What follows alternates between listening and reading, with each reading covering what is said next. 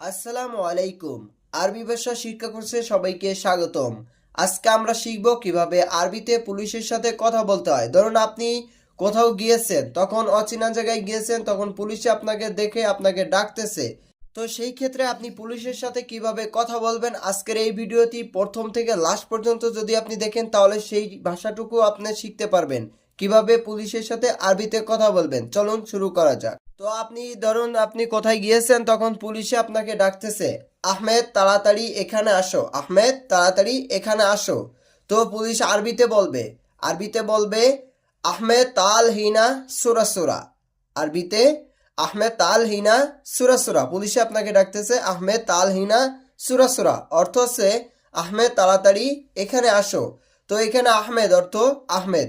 সৌদিরা বা পুলিশে মানে আরব কান্ট্রির লোকে সবসময় মানুষের নাম না জানলে আহমেদ বলে ডাকে। তো এখানে আহমেদ